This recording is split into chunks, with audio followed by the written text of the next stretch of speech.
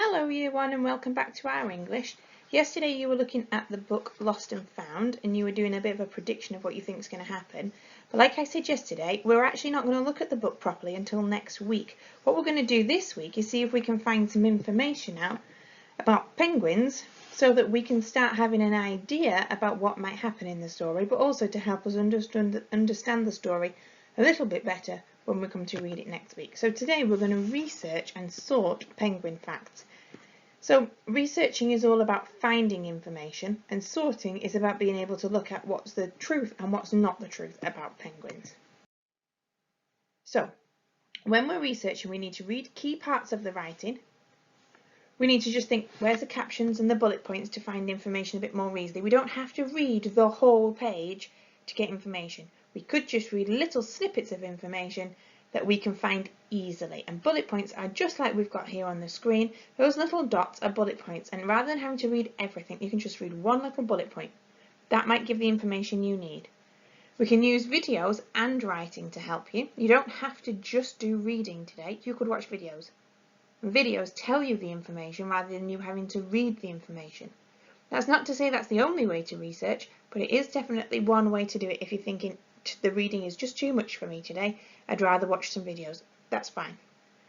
And the other thing you can do is something that we start to learn in Year 1 and we get better and better and better at it as we go through school, but it's all about skimming and scanning the writing to find information. Skimming and scanning is about finding the word we want amongst all the other words that we don't want. So I've put some words down here that might be quite interesting ones to look out for. The top one says penguin. Well, we need to skim and scan down the page to see if it says penguin anywhere on it. Because we might be on a website, or we might be in a video or a piece of information. It might not say the word penguin. Well, we're not going to find much information about a penguin if we don't have that word there. So just scan down, see if you can see the words beginning with a P. And if you can see the P there, then you could see if it says penguin. And we've got other things like South Pole, Emperor penguins and Antarctica. Now if you don't know what those things are, hopefully by the end of today when you've done a little bit of research you will know why they are important to the penguins. Now what I have done is I've put a few different places for you to do some research. National Geographic penguins is a really good one. If you type National Geographic penguins into Google, you should be able to come across this website. You can just type in the website if you want, but if that's a bit tricky because there's a lot of letters there, you could just type in National Geographic penguins and it will bring up some information and some facts about penguins.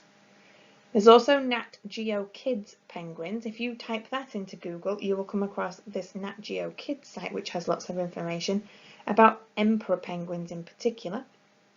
And then the bottom one is a playlist. Now I will try to save this on YouTube for you, but if I haven't managed it, just type in all about penguins Nat Geo Kids playlist in YouTube, and there are lots and lots and lots of videos that come on straight after each other that give you information about penguins.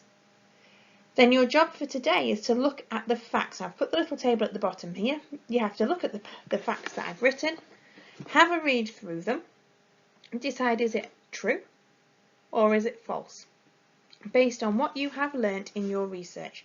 So penguins live in the South Pole. Is that where they live? Do they live in the North Pole?